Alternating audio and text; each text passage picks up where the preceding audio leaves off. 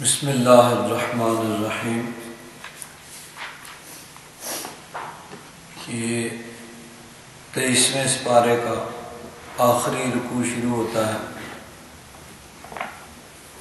سورہ زمر کے 2 رکوع مکمل ہو چکے ہیں، تیسرا رکوع یہاں سے شروع ہوتا ہے۔ افمن شرح اللہ صدرہ للاسلام،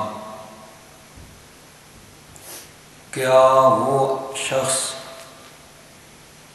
جس کے سینے کو اللہ تبارک و تعالیٰ نے اسلام کے لیے کھول دیا، شرح کھولنا، صدر سینہ، صدر مرکزی چیز کو کہتے ہیں جو سب سے اہم امپارٹنٹ چیز جو ہوتی ہے اس کو صدر کہتے ہیں۔ تو اب انسان کے جسم کا سب سے اہم حصہ اس کا سینہ ہے، جس کے اندر دل ہے جو کہ پورے جسم کے اوپر حکمران ہے، اور دل جو سوچتا ہے، جو حکم دیتا ہے، باقی اعضاء وہی کچھ کرتے ہیں۔ تو اس لیے اس جگہ کو صدر کہتے ہیں، سینہ۔ تو جس کے سینے کو اللہ تبارک و تعالیٰ نے اسلام کے لیے کھول دیا، یعنی اللہ تبارک و تعالیٰ نے اسے اسلام کی توفیق عطا فرمائی، فَهُوَ عَلَى نُورٍ مِّن رَبِّهِ، پس وہ اپنے رب تبارک و تعالیٰ کی طرف سے نور پر ہے، یعنی رب تبارک و تعالیٰ کی طرف سے اس کو نور ملا ہوا ہے، روشنی ملی ہے، اس نور کی رہنمائی میں وہ چلتا ہے۔ فَوَيْلٌ لِّلْقَاسِيَةِ قُلُوبُهُم مِّن ذِكْرِ اللَّهِ، پس ہلاکت ہے ان لوگوں کے لیے جن کے دل اللہ کے ذکر سے سخت ہو گئے ہیں۔ اولئک فی ضلال مبین، وہ کھلی گمراہی میں ہے۔ یہاں 2 طرح کے افراد کا ذکر ہے۔ ایک وہ جن کو اللہ تبارک و تعالیٰ نے توفیق عطا فرمائی اور انہوں نے دین اسلام کو قبول کیا، اور ایک وہ جن کے دل سخت پتھر کی طرح اور ان کے دلوں پہ کوئی اثر نہیں ہوا۔ انہوں نے آیات سنی، معجزات دیکھے، لیکن اس کے باوجود اسلام قبول نہیں کیا۔ تو جن کے دلوں کو اللہ تبارک و تعالیٰ نے اسلام کے لیے کھول دیا، اللہ تبارک و تعالیٰ نے ان پر کرم فرمایا، وہ کوئی روم سے آیا ہوا ہے، کوئی فارس سے آیا ہوا ہے، کوئی حبشہ کا باشندہ ہے، لیکن ان کو اسلام کی توفیق ملتی ہے۔ حضرت بلال حبشی رضی اللہ تعالیٰ عنہ حبشہ کے باشندے ہیں، رنگ کالا ہے، عربی زبان اچھی طرح بول نہیں سکتے، غلامی کی زندگی گزار رہے ہیں، لیکن اللہ تبارک و تعالیٰ کا کرم ہوتا ہے، اسلام قبول کر لیتے ہیں۔ اسلام قبول کرنے کی وجہ سے اب ان پہ مصائب کے، تکلیفوں کے پہاڑ ٹوٹ پڑتے ہیں، ان کو مارا جاتا ہے، پیٹا جاتا ہے، کانٹے والی چھڑیوں سے مارا جاتا ہے کہ جسم لہو لہان ہو جاتا ہے، گرم ریت پہ، تپتی ہوئی ریت پہ لٹا دیا جاتا ہے، کبھی ان کے ہاتھ باندھ کے اور پاؤں میں رسی ڈال کے آوارہ لڑکوں کو دیا جاتا ہے کہ اس کو گھسیٹو، وہ سڑکوں پہ گلیوں میں گھسیٹتے ہیں، لیکن یہ ساری تکلیفیں وہ برداشت کر رہے ہیں، لیکن ایک لفظ بھی دین اسلام کے خلاف گوارا نہیں کرتے۔ زبان پھر بھی احد احد کی گواہی دے رہی ہے کہ وہ اللہ تبارک و تعالی وحدہ لا شریک ہے، وہی عبادت کے لائق ہے۔ نبی کریم صلی اللہ علیہ وسلم اس کے نبی، رسول اور اس کے محبوب ہیں۔ اس کے علاوہ اور کوئی بات ان کا دل و دماغ قبول کرنے کے لیے تیار نہیں ہے۔ کیوں؟ اللہ تبارک و تعالیٰ نے ان کے لیے ان کا سینہ اسلام کے لیے کھول دیا ہے، اور اسلام ان کے سینے کے اندر داخل ہو چکا ہے۔ اللہ تبارک و تعالیٰ نے ازل میں ان کے لیے اسلام کو لکھ دیا تھا۔ حضرت سلمان فارسی رضی اللہ تعالیٰ عنہ فارس کے رہنے والے ہیں، ایران، یہاں کے لوگ آتش پرست تھے، آگ کی پوجا اور پرستش کرتے تھے، آگ کو خدا مانتے تھے۔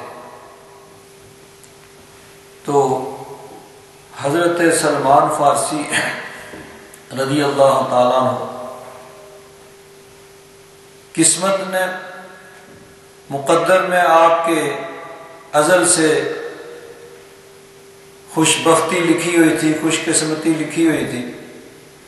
دل میں سوچا کہ یہ آگ کیسے خدا ہو سکتی ہے، اس کو تو ہم خود جلاتے ہیں، آگ جلائی ہے، ایندھن ڈالتے رہیں تو جلتی رہے گی، جب ایندھن ختم ہو گئے تو آگ بجھ جائے گی، یہ کیسے خدا ہو سکتی ہے؟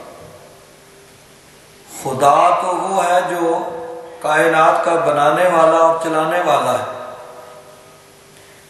آپ دین حق کی تلاش میں نکل پڑے اپنے ملک سے۔ آگے چلتے چلتے اس زمانے میں عیسائیوں کے ایک گرجے میں پہنچے، وہاں جا کے دیکھا ان کو عبادت کرتے ہوئے، پسند آیا، ان کے ساتھ بیٹھ گئے۔ یہ یاد رکھیں کہ عیسائیت اصل جو حضرت عیسیٰ علیہ السلام کا دین تھا،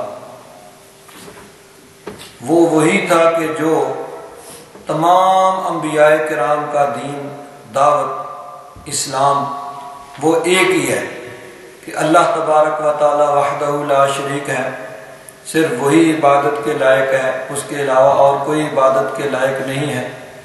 اور اللہ کے نبی اور رسول ان کی بڑی شان ہے اور بڑی عظمت ہے، لیکن اس کے باوجود وہ اللہ تبارک و تعالیٰ کی مخلوق اور اللہ تبارک و تعالیٰ کے بندے ہیں۔ ان میں سے کوئی اللہ کا شریک یا اللہ کی اولاد نہیں ہے۔ یہ دین ہے جو حضرت آدم علیہ السلام سے لے کر نبی کریم صلی اللہ علیہ وسلم تک تمام نبیوں نے اس کی تبلیغ کی۔ حضرت عیسیٰ علیہ السلام کا بھی یہی دین تھا کہ اللہ تبارک و تعالی وحدہ لا شریک ہے، اللہ تبارک و تعالی کا کوئی شریک نہیں ہے، عبادت کے لائق وہی ذات ہے، اور حضرت عیسیٰ علیہ السلام اللہ کے نبی اور رسول ہیں۔ اللہ تبارک و تعالی نے ان کو اپنی قدرت کاملہ سے بغیر باپ کے صرف ماں سے پیدا کیا، لیکن وہ اللہ کے بیٹے یا اللہ کے شریک نہیں ہیں۔ تین خدا نہیں ہے کہ تین خداؤں میں سے ایک خدا حضرت عیسیٰ علیہ السلام نہیں، وہ اللہ تبارک و تعالیٰ کے بندے، اللہ تبارک و تعالیٰ کی عبادت کرنے والے، اس کی بارگاہ میں عاجزی اور انکساری کرنے والے ہیں۔ تو یہ اصل دین عیسائیت کا یہی تھا کہ اللہ تبارک و تعالیٰ وحدہ لا شریک ہے۔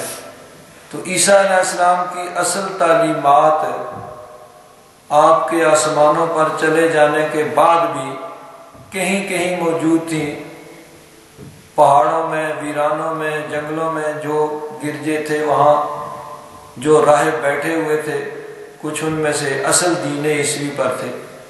لیکن حضرت عیسیٰ علیہ السلام کے دین میں یہ تبدیلی کی گئی کہ ایک خدا کی بجائے 3 خدا کہا گیا، اور رب اور بندے کو باپ اور بیٹے کا نام دے دیا، یعنی تبدیلی ہوتے ہوتے.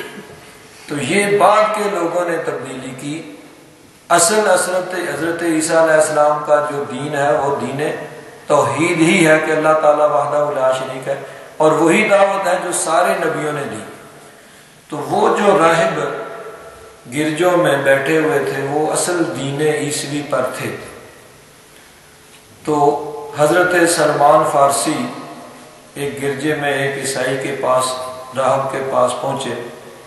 اس کے پاس رہ کر عیسائیت کی تعلیم حاصل کی اور اللہ تبارک و تعالیٰ کی عبادت کرتے رہے. جب اس کی موت کا وقت آیا تو حضرت سلمان فارسی نے پوچھا اب میں کہاں جاؤں؟ انہوں نے ایک اور عیسائی راہب کا پتہ بتایا کہ فلاں علاقے میں فلاں گرجے میں ہے، وہاں چلے جاؤ. اس طرح حضرت ابو ذر مختلف جگہ گھومتے رہے. آخر میں ایک راہب نے کہا کہ اللہ کے آخری نبی کا ظہور ہونے والا ہے، جن کی گواہی ہماری کتابوں نے دی ہے. تورات انجیل میں حضرت موسیٰ علیہ السلام پر جو اتری تورات، عیسیٰ علیہ السلام پر جو اتری انجیل، جس کو بائبل اب کہا جاتا ہے، اولڈ ٹیسٹامنٹ اور نیو ٹیسٹامنٹ جو دونوں ملا کے ایک کتاب کی شکل میں ہے، اس میں اصل میں لوگوں نے اپنی مرضی سے تبدیلی کی، ورنہ اصل جو کتابیں تھیں ان میں نبی کریم صلی اللہ علیہ وسلم کی بشارت دی گئی تھی کہ اللہ کا آخری نبی، اللہ کا محبوب آنے والا ہے. تو اس عیسائی راہب نے کہا کہ تم ایک کھجوروں والی زمین ہوگی جہاں پہ اللہ کے آخری نبی ہجرت کر کے وہاں آئیں گے، اور وہ ان کا مسکن اور ان کا گھر، ان کے رہنے کی جگہ ہوگی، اور وہیں پہ ان کا وصال ہوگا، وہیں ان کی قبر ہوگی. تم وہاں چلے جاؤ. حضرت سلمان فارسی چلتے ہیں قافلے کے ساتھ، تو رستے میں قافلے والوں نے دھوکہ کیا اور آگے جا کے ان کو غلام کے طور پر بھیج دیا. بکتے بکاتے بالآخر حضرت سلمان فارسی مدینہ منورہ پہنچ ہی جاتے ہیں. اس طریقے سے تو نہ پہنچے جس طریقے سے چلے تھے، لیکن پھر بھی غلام کی حیثیت سے ایک یہودی کے غلام کے طور پر مدینہ منورہ میں پہنچے. جب دیکھا تو سمجھ گئے کہ اصل مقصود تو یہی تھا، آنا کسی اور طریقے سے، آیا کسی اور طریقے، لیکن منزل مقصود کو پا لیا کہ یہ جگہ وہی ہے جہاں نبی آخر الزمان ہجرت کر کے تشریف لائیں گے. جب نبی کریم صلی اللہ علیہ وسلم ہجرت کر کے مدینہ منورہ تشریف لائے تو حضرت سلمان فارسی کسی طریقے سے اپنے مالک جو یہودی تھا اس سے اجازت لے کر نبی کریم صلی اللہ علیہ وسلم کی بارگاہ میں حاضر ہوئے. حضرت سلمان فارسی نے اس عیسائی راہب سے پوچھا تھا جس نے کہا تھا کہ چلے جاؤ کھجوروں والی سرزمین میں، وہاں اللہ کا آخری نبی ہجرت کر کے آئے گا. حضرت سلمان فارسی نے پوچھا بھئی ان کی نشانی کیا ہوگی؟ تو اس عیسائی نے کہا کہ ہماری کتابوں میں یہ لکھا ہے کہ وہ صدقہ کو قبول نہیں کریں گے، ہدیہ کو قبول کر لیں گے. اگر ان کو کوئی تحفہ دیا جائے گا تو وہ اس کو قبول کریں گے، چاہے کوئی معمولی چیز ہو، لیکن جو صدقہ ہے صدقہ وہ قبول نہیں کریں گے، صدقہ وہ نہیں لیں گے. حضرت سلمان فارسی آئے، کچھ کھجوریں پیش کی کہ یہ صدقہ ہے. حضور نے فرمایا صحابہ اکرام کو جو فقراء موجود تھے ان کو فرمایا ان کو دے دو. انہیں فرمایا کھاؤ. خود حضور نے ان میں سے نہیں کھایا. حضرت سلمان فارسی نے دل میں سوچا کہ ایک نشانی تو پوری ہوگی کہ وہ صدقہ نہیں لیں گے. پھر ایک دفعہ حاضر ہوئے کچھ کھجوریں لے کے، عرض کیا حضور یہ ہدیہ ہے، تحفہ ہے آپ کے لیے. حضور نے خود بھی کھائی، صحابہ کرام کو بھی کھلائی. انہوں نے کہا دوسری نشانی بھی پوری ہو گئی۔ اب ایک اور نشانی جو عیسائی راہب نے یہ بتائی تھی کہ ان کے دونوں کندھوں کے درمیان یہاں مہر نبوت ہوگی، تو حضرت سلمان فارسی کے دل میں خیال آتا ہے کہ دو نشانیاں تو پوری ہو گئی کہ صدقے کو قبول نہیں کیا، صدقہ نہیں کھایا، ہدیہ قبول کر لیا، اس میں سے کھایا ہے، اب مہر نبوت کو کس طرح دیکھوں؟ گھوم کے پیچھے کی طرف آئے، نبی کریم صلی اللہ علیہ وسلم نے خود ہی اپنی چادر ہٹا دی، تو یہ بھی دیکھ لو، یہ نشانی بھی دیکھ لو، مہر نبوت بھی دیکھ لو۔ ایمان قبول کر لیا، لیکن غلام ہے ایک یہودی کے، وہ ہے دشمن، وہ آنے نہیں دیتا۔ حضرت سلمان فارسی نے اس سے کہا کہ مجھ سے مکاتبت کر لو۔ کتابت یہ ہوتی تھی کہ یعنی غلام اور آقا کے درمیان ایک ایگریمنٹ ہو جاتا ہے، ایک معاہدہ ہوتا ہے کہ اتنے عرصے میں اتنی رقم کما کے دے دے گا تو وہ آزاد ہو جائے گا۔ اس نے کہا ٹھیک ہے مکاتبت کر لو۔ شرطیں ایسی لگائیں کہ جو پوری ہو ہی نہ سکے، یعنی مقصد یہ ہے کہ معاہدہ بھی کر لیا اور معاہدہ ایسا کہ جو ہو نہ سکے، اتنی زیادہ رقم اور اس طرح کی شرائط جو پوری ہو ہی نہیں سکتی۔ مقصد یہی تھا کہ ٹھیک ہے بھائی کہاں سے اتنی رقم لائیں گے اور کہاں سے شرائط پوری ہوں گی اور کب آزاد ہوں گے؟ کہا بھائی اتنے درخت، اتنے 100 درخت کھجوروں کے لگاؤ، جب وہ بڑے ہو جائیں اور ان پہ پھل آنا شروع ہو جائے اس وقت تم آزاد ہو گئے، اور اس کے ساتھ اتنا سونا وہ تم نے دینا ہے۔ اور اب اتنا سونا کہاں سے لائیں؟ اور درخت کھجور کا تو وہ بہت عرصے کے بعد پھل دیتا ہے۔ حضرت سلمان فارسی نے عرض کیا یا رسول اللہ میں نے اس طرح مکاتبت کی ہے ان شرائط میں۔ حضور نبی کریم صلی اللہ علیہ وسلم نے فرمایا ٹھیک ہے، کھجور کی پنیری تیار کرو۔ کھجور کے درخت بھی اسی طرح لگتے ہیں جس طرح چاول کے لگتے ہیں، پہلے وہ پنیری تیار ہوتی ہے، پھر ان کو ایک ایک کر کے لگایا جاتا ہے۔ کیاریاں تیار ہوئی، پنیری تیار ہو گئی۔ حضور نبی کریم صلی اللہ علیہ وسلم نے خود اپنے دستے مبارک سے کھجور کے درخت لگائے۔ حضور کے دستے مبارک کی برکت سی کہ تھوڑے ہی عرصے میں وہ درخت تیار بھی ہو گئے اور ان پہ پھل آنا شروع ہو گئے۔ اب سونے کے لیے کچھ تھوڑا سا ایک ڈھیلا سونے کا حضور نے دیا، فرمایا جاؤ اس کو کہو اپنا تول لے۔ اس نے تول کے سارا لے لیا، سونا اسی طرح پھر بھی باقی۔ حضرت سلمان فارسی آزاد ہو گئے۔ 350 سال تقریباً آپ کی عمر ہوئی ہے، یعنی پہلے گھومتے چلتے پھرتے مدینہ منورہ پہنچے، اور پھر حضور کے وصال کے بعد تقریباً 30 یا 32 ہجری میں آپ کا وصال ہوا۔ 350 سال کے قریب آپ کی عمر ہوئی ہے۔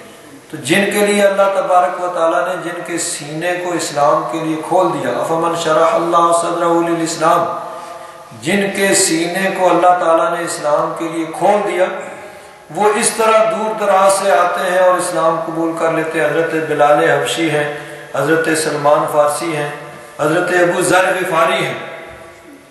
یہ عرب کے ایک قبیلہ جو دیہاتوں میں رہتے تھے، قبیلہ غفار، اس کے باشندے ہیں۔ دل کے اندر دین اسلام کی تڑپ، دین حق کی تڑپ موجود تھی کہ حق دین ہونا چاہیے۔ یہ بت کیسے خدا ہو سکتے ہیں، یہ کیسے عبادت کے لائق ہو سکتے ہیں، یہ تو عبادت کے لائق نہیں۔ عرب کے اندر بت پرستی عام تھی، لوگ بتوں کی پوجا کرتے تھے، ہر قبیلے کا اپنا اپنا بت تھا اور اس کی پوجا و پرستش کی جاتی تھی۔ خانہ کعبہ میں 360 بت سجا کے رکھے ہوئے تھے اور بڑی دھوم کے ساتھ ان کی پوجا و پرستش کی جاتی تھی۔ تو حضرت ابو ذر غفاری نے سوچا کہ یہ بت کیسے خدا ہو سکتے ہیں، پتھر کے بنے ہوئے ہیں، خود انسان ان کو تراشتا ہے، بناتا ہے، جو اپنے بننے میں خود انسان کے محتاج ہیں، وہ خدا کیسے ہو سکتے ہیں، وہ معبود کیسے، عبادت کے لائق کیسے ہو سکتے ہیں۔ خدا تو وہ ہے جو تمام کائنات کا بنانے والا، چلانے والا ہے۔ دین حق کی تلاش میں آپ سوچتے رہتے، جب معلوم ہوا کہ مکہ کے اندر نبی کریم صلی اللہ علیہ وسلم نے اعلان نبوت فرمایا ہے، تو حضرت سلمان فارسی نے اپنے بھائی کو بھیجا کہ جاؤ، جا کر اس کے احوال دیکھو جس نے یہ اعلان نبوت کیا ہے۔ ان کے بھائی آئے، آ کے مکہ میں حالات کا جائزہ لیا، لوگوں سے پوچھا اور جا کے اپنی رپورٹ پیش کی۔ وہ اس طرح اللہ کی عبادت کا حکم دیتے ہیں اور اچھی باتوں کا حکم دیتے ہیں، برائی سے روکتے ہیں۔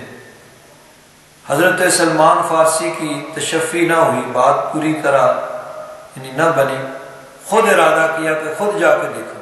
حضرت ابو ذر غفاری رضی اللہ تعالیٰ عنہ خود جا کے دیکھوں، خود مکہ شریف آئے۔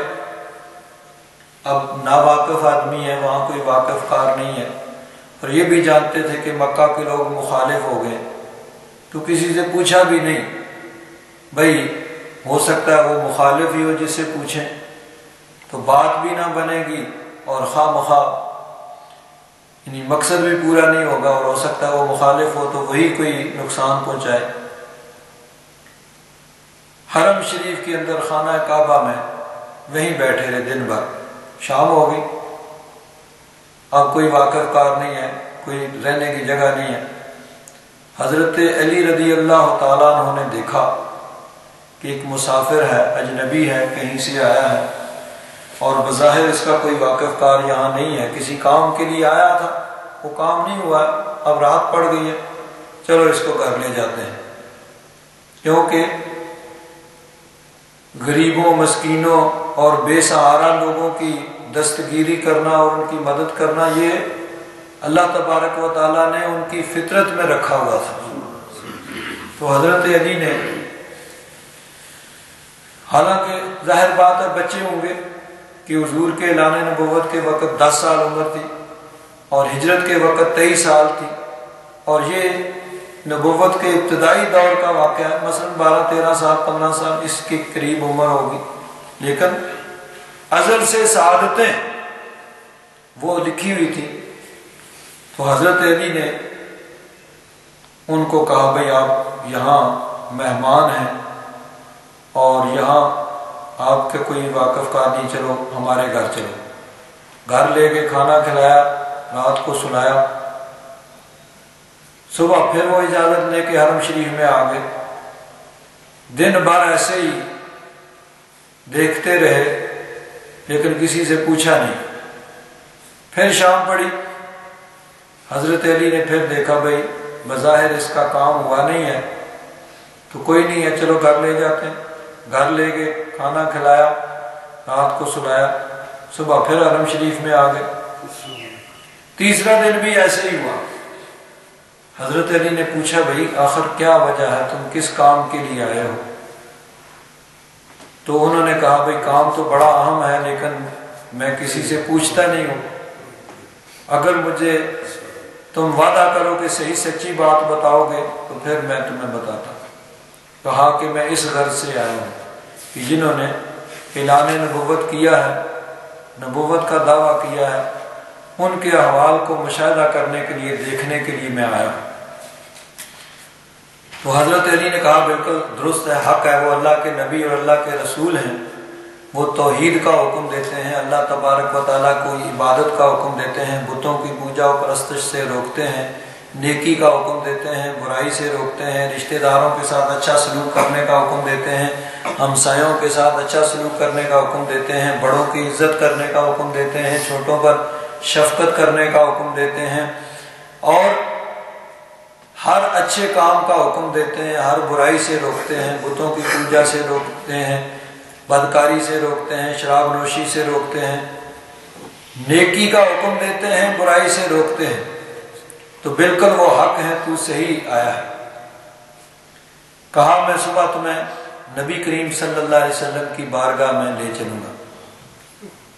صبح حضور کی بارگاہ میں لے گئے، حضور دار ارقم میں تشریف فرما تھے، حضرت ابو ذر غفاری حاضر ہوئے، ایمان قبول کیا۔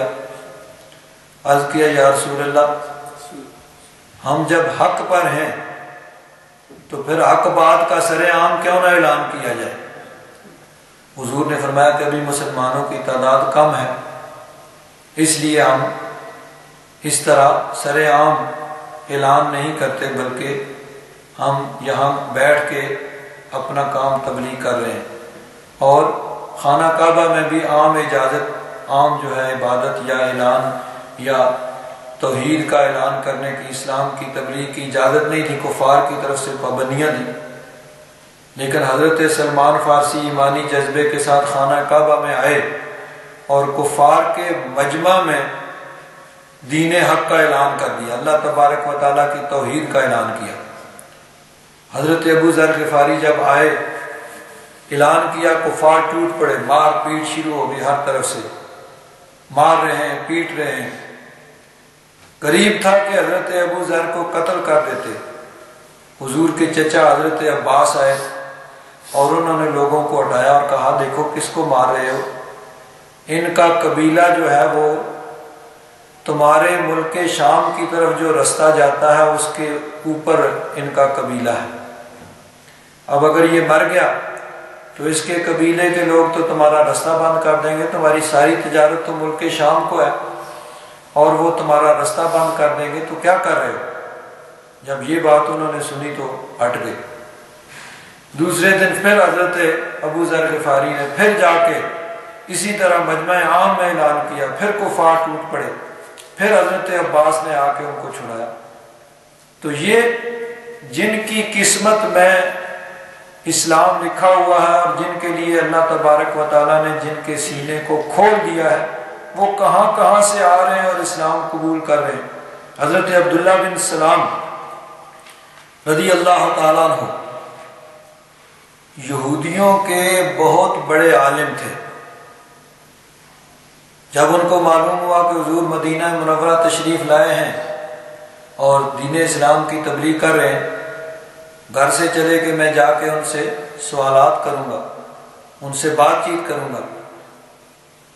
لیکن جب حضور کی بارگاہ میں آئے، حضور کا چہرہ انور دیکھا تو دل نے گواہی دی، واللہ ما ھذا وجہ الکاذب، اللہ کی قسم یہ کسی جھوٹے کا چہرہ نہیں ہو سکتا، یہ نورانی چہرہ، یہ والضحیٰ والا چہرہ، یہ واللیل والی زلفیں، یہ کوئی جھوٹا شخص نہیں ہو سکتا۔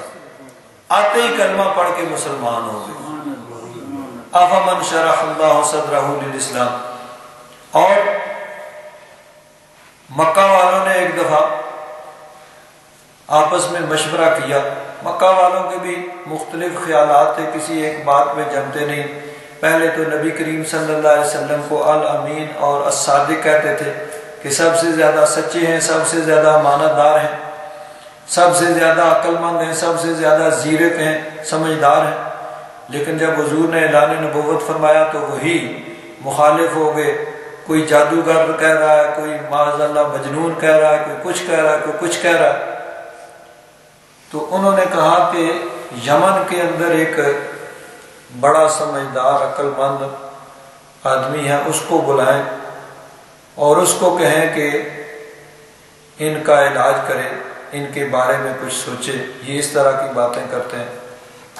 حبیب یمنی کو بلایا اور آ کے کہا کہ ہمارا یہ ایک بھتیجا ہے، ہمارے ہی خاندان کا ایک شخص ہے، لیکن پتہ نہیں کیا وہ اس طرح کی باتیں اس نے شروع کر دی ہیں، مکہ کے گھر گھر کے اندر لڑائی پیدا ہو گئی ہے، کچھ لوگ اس کے ماننے والے ہیں، باقی مخالف ہیں، گھر گھر میں لڑائی ہو رہی ہے، تو تم کچھ کرو، اس کو کسی طرح سمجھاؤ، دیکھو اس کو کیا ہو گیا۔ حبیب یمنی نے، بڑا عقل مند سمجھدار آدمی تھا، اس نے کہا کہ میں پہلے تو جائزہ لوں گا، دیکھوں گا، بات چیت کروں گا۔ ابو جہل نے کہا نہیں، بات نہیں کرنی ہے، جو اس سے بات کرتا ہے وہ اسی کا ہو جاتا ہے، ویسے ہی تم علاج کرو۔ اس نے کہا ویسے ہی کیسے کر دوں بھائی، پہلے تو میں دیکھوں گا، ان سے بات چیت کروں گا، ان سے گفتگو کروں گا، ان کی بات سنوں گا، پھر کچھ فیصلہ کروں گا۔ ابو جہل کے دل کے اندر یہی کھڑک رہی ہے کہ یہ گیا تو یہ بھی گیا، یہ بھی اسی کا ہو جائے۔ حبیب یمنی چلا ساتھ میں ابو جہل بھی ہے، باقی لوگ بھی ہیں۔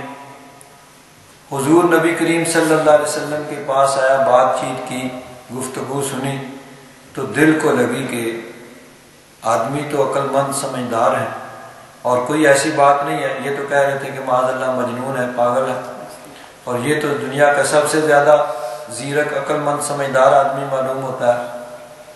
بات چیت ہوئی، پوچھا، حضور نے فرمایا ہاں اللہ تعالیٰ نے میرے سر پہ ختم نبوت کا تاج رکھا ہے، مجھے نبی اور رسول بنا کر بھیجا ہے، اور سلامتی اسی کے لیے ہے جو میرا دین قبول کرے گا۔ تو حبیب یمنی نے کہا کہ معجزہ کچھ دکھائیے اپنی نبوت کی دلیل کے طور پر۔ حضور نے فرمایا جو چاہو گے، جو معجزہ تم کہو دکھانے کے لیے تیار ہے۔ اس نے کہا جی کہ آپ پہ ایک الزام ان کی طرف سے یہ بھی ہے کہ آپ جادوگر ہیں، جادو کے کرشمے دکھاتے ہیں۔ تو جادوگر کا جادو زمین کی چیزوں پہ تو چل جاتا ہے، آسمان کی چیزوں پہ نہیں چلتا، تو اس لیے میں چاہتا ہوں کہ آپ ایسا معجزہ دکھائیں کہ مجھے یقین ہو جائے کہ یہ جادو کا کرشمہ نہیں ہے۔ آپ نے فرمایا کیا دیکھنا چاہتا ہے؟ عرض کیا کہ میں یہ چاہتا ہوں کہ آپ چاند کے 2 ٹکڑے کریں۔ حضور حضرت حبیب یمنی کو ساتھ لے کر، کفار بھی ساتھ ہیں، ابو جہل بھی ساتھ، جبل بو قبیس پہ چلے جاتے ہیں۔ رات کا وقت ہے، چوندھری رات کا چاند چمک رہا ہے۔ حضور نے انگلی کا اشارہ کیا، چاند 2 ٹکڑے ہو گیا، ایک پہاڑ کے ایک طرف ایک دوسری طرف، پھر جا کے چاند جڑ جاتا ہے۔ حبیب یمنی نے کہا کہ واقعی آپ اللہ کے نبی ہیں، آسمان پہ جادوگر کا جادو نہیں چلتا، یہ واقعی آپ کی نبوت کی دلیل ہے، معجزہ ہے۔ اس نے کلمہ پڑھ کے اسلام قبول کر لیا۔ ابو جہل نے کہا لو بھائی، یہ آیا تھا علاج کرنے کے لیے، یہ خود ہی ان کا غلام بن گیا، خود ان کی زلف کا اسیر ہو گیا۔ اس نے کہا نہیں تو جادوگر ہے، میں نہیں مانتا۔ وہ پھر بھی نہیں مانا۔ تو جن کے لیے اللہ تبارک و تعالیٰ نے جن کے سینے کو اسلام کے لیے کھولا، وہ کہاں سے، کوئی فارس سے آ رہا ہے، کوئی حضرت صہیب رومی روم سے آئے ہیں، کوئی حبش سے آتا ہے، کوئی یمن سے آتا ہے، اور ایک وہ تھا جو آ بھی نہیں سکا، حضرت اویس کرنی رضی اللہ تعالیٰ عنہ، کرن کے اندر ہیں اور حضور کی بارگاہ میں آ بھی نہیں سکے، لیکن حضور کے عاشق اتنے بڑے ہیں، عشق حضور کا، حضور کی محبت دل کے اندر اس طرح جا گزری ہے۔ آ کیوں نہیں سکے؟ آ اس لیے نہیں سکے کہ وہ اپنی والدہ کی خدمت کرتے تھے، اپنی والدہ بوڑھی، اس کی خدمت کرنے والا کوئی اور نہیں تھا۔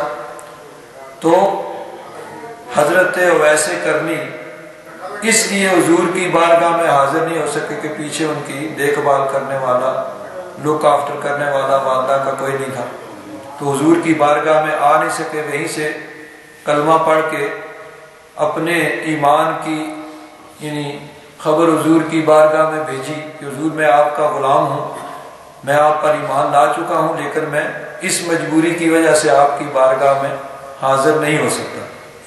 تو اب اصطلاحی طور پر وہ تابعی ہیں، صحابی نہیں ہیں۔ صحابی وہ ہوتا ہے جو ایمان کی نظر سے جنہوں نے حضور نبی کریم صلی اللہ علیہ وسلم کی زیارت کی، حضور کو دیکھا، اگر وہ حضور کی بارگاہ میں حاضر ہوتے تو پھر صحابی ہوتے۔ اب چونکہ حضور کی بارگاہ میں وہ حاضر نہیں ہو سکے، صحابہ کرام کی زیارت کی، اب اس لیے وہ تابعی ہیں، لیکن دل کے اندر عشق رسول کا ایسا جذبہ موجزن ہے، ایسی محبت رسول دل کے اندر ہے، اس مرتبے پہ فائز ہیں کہ نبی کریم صلی اللہ علیہ وسلم حضرت عمر فاروق اور حضرت علی کو بھیجتے ہیں کہ جاؤ، میرا ایک عاشق یمن کے اندر ہے، کرن کے اندر موجود ہے، جاؤ اس کے پاس جاؤ اور اس کو میرا سلام کہنا۔ حضور اپنا سلام بھیجتے ہیں اور فرمایا اس سے کہنا میری امت کے لیے دعا کرے۔ حضرت اویس کرنی کرن کے اندر ہے، حضور اپنے صحابہ کو بھیجتے ہیں، پیغام بھیجتے ہیں، سلام بھیجتے ہیں اور کہتے ہیں فرماتے ہیں کہ اس سے کہنا میری امت کے لیے وہ دعا کرے۔ تو جن کے سینے کو اللہ تبارک و تعالیٰ نے اسلام کے لیے کھول دیا، وہ اس طرح کوئی کہیں سے آتا ہے، کوئی کہیں سے آتا ہے، اور کوئی وہ آ بھی نہیں سکتا، وہیں پہ اسلام قبول کرتا ہے، لیکن عشق اور محبت کے اندر اتنا مقام ہے کہ حضور خود ان کی طرف اپنا پیغام بھیجتے ہیں، اپنا سلام بھیجتے ہیں۔ لیکن کچھ وہ بدقسمت ہیں کہ جنہوں نے معجزے دیکھے اور معجزے دیکھنے کے باوجود ایمان قبول نہیں کیا۔ ابو جہل آتا ہے، مٹھی اس طرح بند کی ہوئی ہے اور کہتا ہے اے محمد صلی اللہ تعالی علیہ وسلم بتائیے میری مٹھی کے اندر کیا ہے۔ حضور کبھی کبھی کوئی وقت ہوتا ہے موج میں آگے فرمایا میں بتاؤں تمہاری مٹھی میں کیا ہے، یا تمہاری مٹھی والی چیز یہ بتائے کہ میں کیا ہوں۔ اس نے کہا یہ تو اور کمال ہوگا۔ حضور نے اشارہ کیا، اس کی بند مٹھی کے اندر کنکریاں تھیں، کنکریوں نے کلمہ پڑھ دیا۔ جب کنکریوں نے کلمہ پڑھا تو اس نے کنکریاں پھینک دی اور کہنے لگا تو بڑا جادوگر ہے، تیرا جادو ان کنکریوں پہ بھی چل گیا، لیکن مجھ پہ تیرا جادو نہیں چلے گا، میں اس ایمان قبول نہیں کروں گا۔ تو مکہ کا رہنے والا ہے ابو جہل، تو اس کو ہم کہتے ہیں نا، ابو جہل کا معنی ہے جہالت کا باپ، یعنی جہالت کا مجموعہ جس میں صرف جہالت ہی جہالت ہے، گمراہی ہی گمراہی ہے، ہدایت اور عقل نام کی کوئی چیز نہیں، یہ تو ہم کہتے ہیں نا، ورنہ اس کے لیے مکہ کے اندر ابو الحکم کہا جاتا تھا، یعنی عقل مند سمجھدار، سب سے زیادہ عقل مند آدمی اس کو مکہ میں کہا جاتا تھا۔ لیکن قسمت میں اسلام نہیں تھا، معجزے بھی دیکھے، اسلام قبول نہیں کیا۔ اور ایک اور تھا ابو لہب۔ ابو لہب، لہب کہتے ہیں شعلہ، آگ کا شعلہ یا آگ کا انگارہ، تو اس کا رنگ سرخ تھا، آگ کی طرح، آگ کے انگارے کی طرح سرخ تھا اس کا رنگ۔ اور حضور نبی کریم صلی اللہ علیہ وسلم کا سگا چچا ہے، جس کا گھر بھی حضور کے ساتھ ہے، درمیان میں دیوار جو ہے وہ مشترک ہے، سانجھی دیوار ہے، لیکن قسمت میں اسلام نہیں تھا، تو اس نے اسلام قبول نہیں کیا۔ کوئی حبشہ سے آتا ہے، کوئی کہیں سے آتا ہے، اسلام قبول کر لیتا ہے۔ تو جن کی قسمت میں اسلام تھا انہوں نے قبول کر لیا۔ حضرت ابو بکر صدیق رضی اللہ تعالیٰ عنہ ملک شام میں خواب دیکھتے ہیں، حضور کی بارگاہ میں آتے ہیں، تو عرض کیا حضور آپ نے اعلان نبوت فرمایا؟ فرمایا ہاں۔ عرض کیا حضور کوئی معجزہ؟ فرمایا الرؤیا التی رأیت بالشام، شام کے اندر جو خواب دیکھی ہے وہ میری نبوت کی دلیل نہیں تو اور کیا ہے؟ اور پھر عیسائی راہب نے جو اس کی تعبیر بتائی تھی وہ میری اس نبوت کی دلیل نہیں تو کیا ہے؟ فوراً کلمہ پڑھ کے مسلمان ہو جاتے ہیں۔ اور کچھ ایسے بدبخت ہیں کہ جن کی ایک ہی رٹ ہے کہ وہ کہتے ہیں ابشر یہدوننا، کیا ایک بشر ہمیں ہدایت دے گا؟ یہ ہمیں سبق پڑھانے کے لیے آیا ہے، ہم اس کے پیچھے لگ جائیں؟ ہم اتنے بڑے عقل مند سمجھدار اور اتنے زیرک، اور یہ ایک ہمارے ہاتھوں میں پلنے والا، اور یہ آج ہمیں سبق پڑھائے گا اور ہم اس کے پیچھے لگ جائیں اور اس کا کلمہ پڑھ لیں اور اس کی غلامی کا توق اپنے گلے میں ڈال لیں؟ تو ان کے ایمان لانے کی رستے میں جو سب سے بڑی رکاوٹ بنی وہ کیا ہوا؟ کیا چیز تھی؟ انہوں نے کہا ان انتم الا بشر مثلنا، کہ تم ہم جیسے ہی بشر ہو۔ جب تم ہم جیسے بشر ہو، تمہارے بھی دو ہاتھ ہیں، ہمارے بھی دو ہاتھ ہیں، تمہاری بھی دو آنکھیں، ہماری بھی دو آنکھیں، تمہارے بھی دو کان ہیں، ہمارے بھی دو کان ہیں، تو پھر ہم تمہارے پیچھے کیوں لگ جائیں؟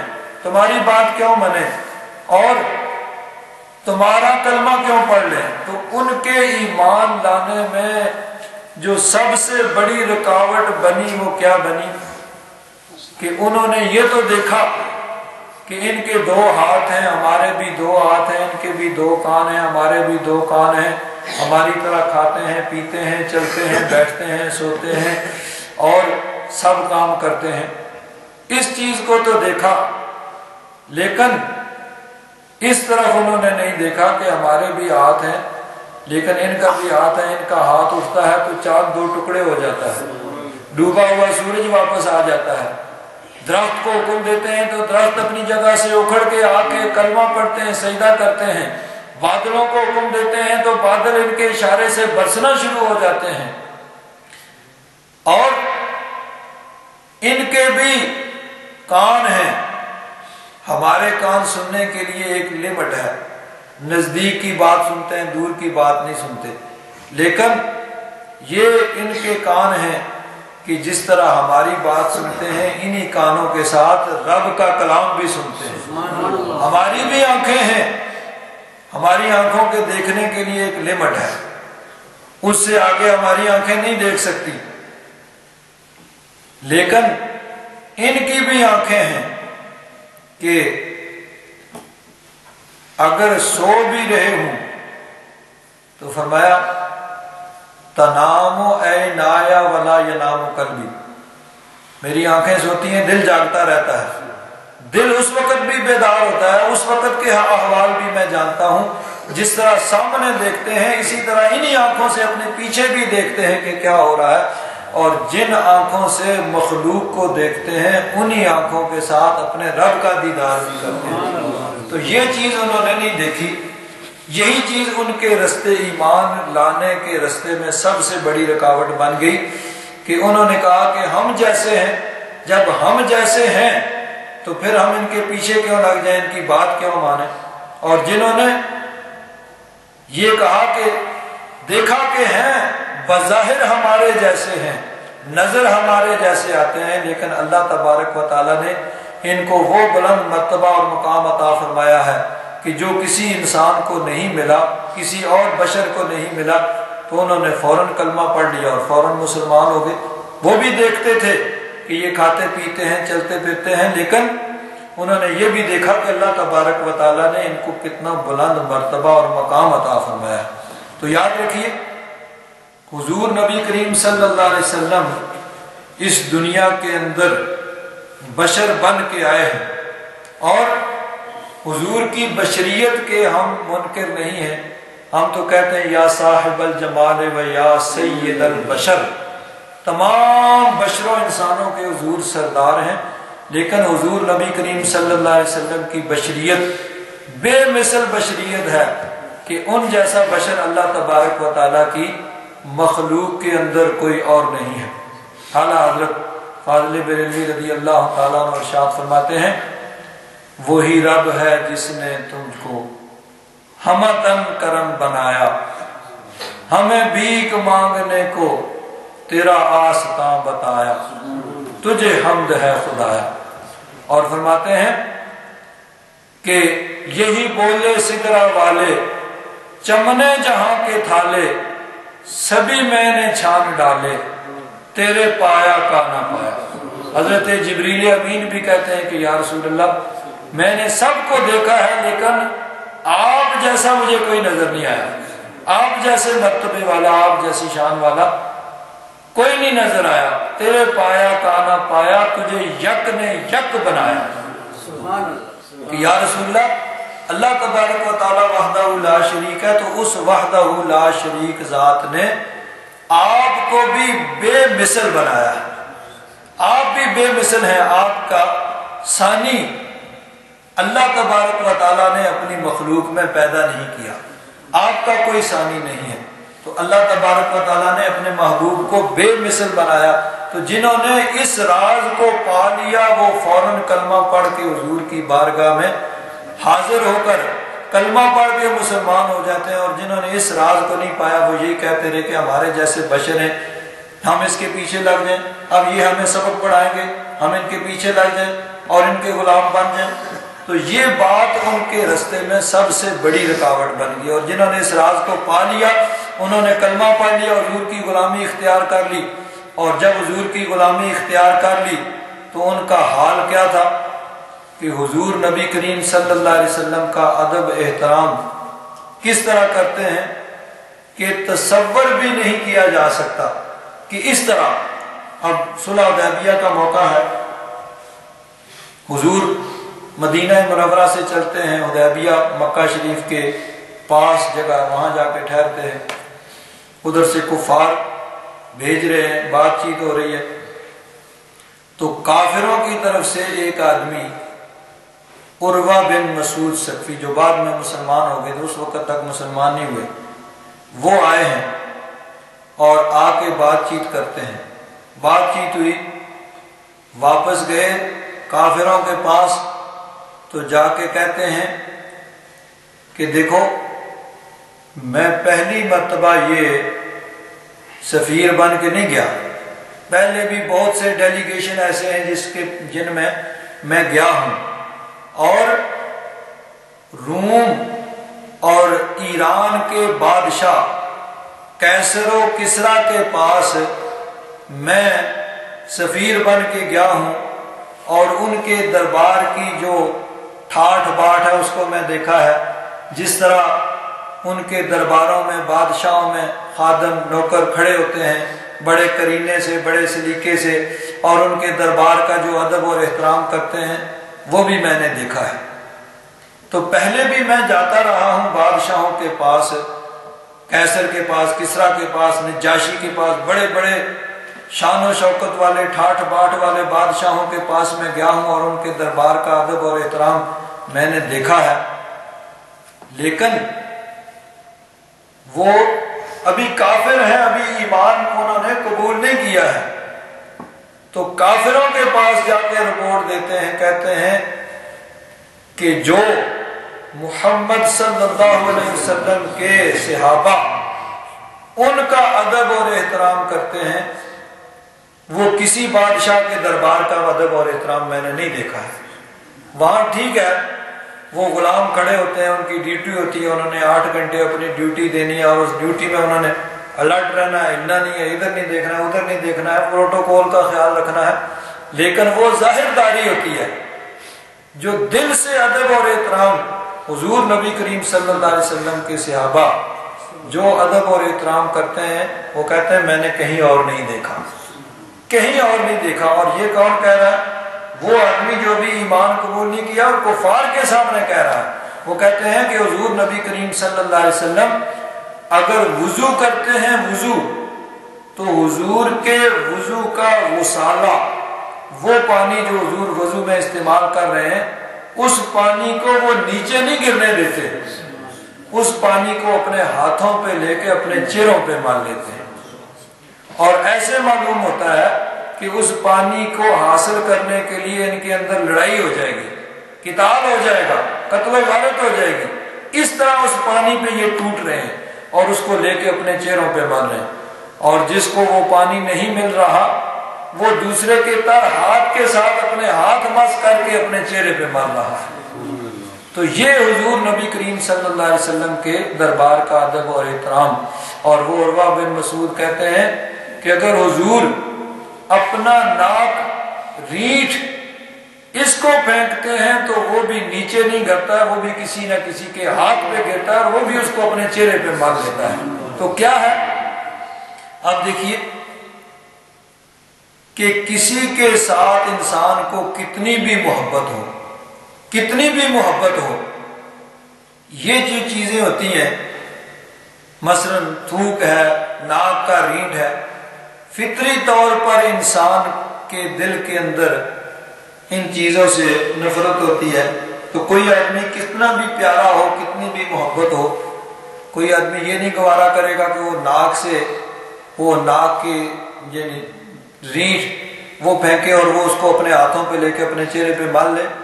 یہ صرف محبت نہیں، وہ صحابہ اکرام کے دلوں کے اندر بے پناہ حضور کی محبت تھی، لیکن محبت سے ایک اور سٹیپ آگے جائیے، ایک قدم اور آگے جائیے، تو وہ صرف محبت نہیں بلکہ اس سے آگے والا مقام تھا کہ وہ حضور نبی کریم صلی اللہ علیہ وسلم کی ہر چیز کو نور سمجھتے تھے۔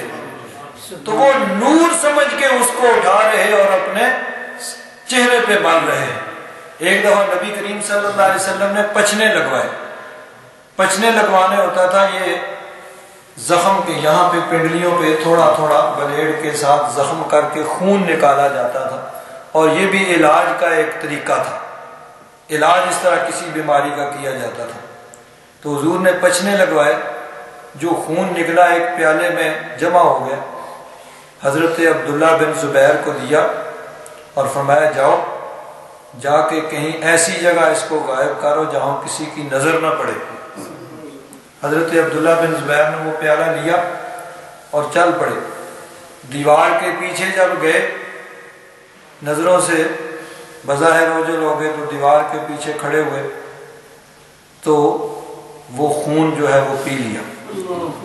پی کے پیالے کو چاٹ کے اس طرح جس طرح دھو کے مانج کے اس کو صاف کیا جاتا ہے، اس طرح وہ واپس آ گئے.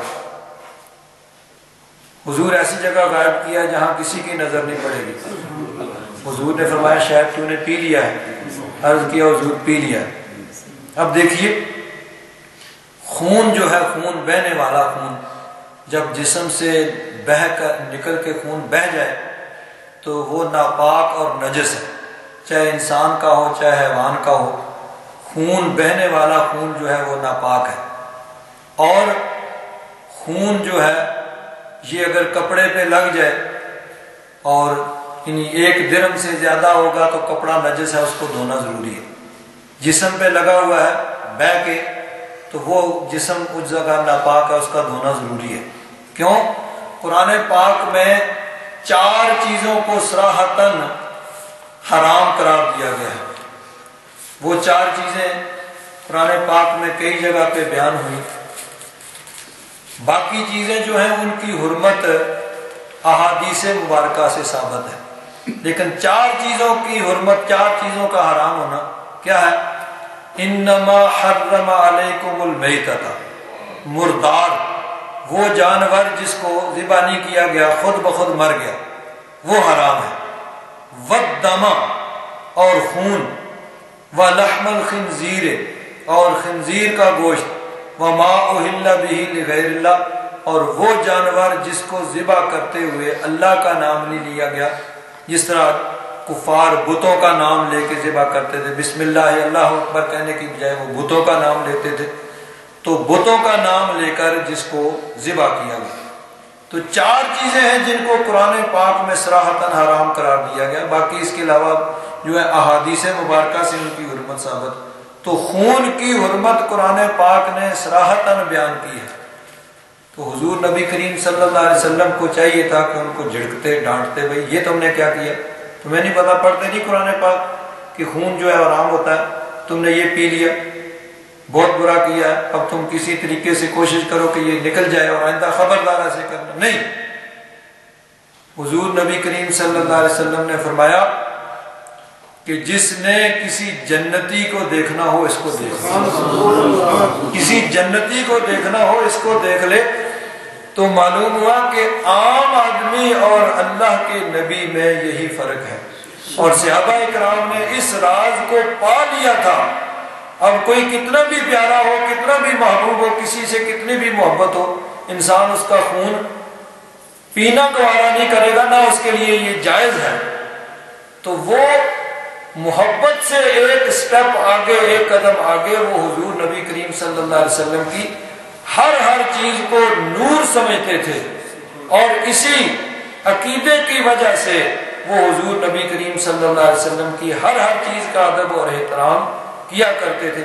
یہ راز جن لوگوں نے پا لیا وہ ایماندار ہو گئے، اور جنہوں نے یہ راز نہیں پایا وہ ایمان سے محروم رہے. تو اللہ تبارک و تعالیٰ نے فرمایا افمن شرح اللہ صدرہ للاسلام، تو کیا وہ جس کے سینے کو اللہ تبارک و تعالیٰ نے اسلام کے لیے کھول دیا، فہو علی نور من ربہ، تو وہ اپنے رب کی طرف سے نور پر ہے. فویل للقاسیۃ قلوبہم من ذکر اللہ، اس کے مقابلے میں وہ کیسے بدبخت ہیں کہ جن کے دل اللہ کے ذکر سے سخت ہو گئے اور ان پہ کسی معجزہ نے اثر نہیں کیا.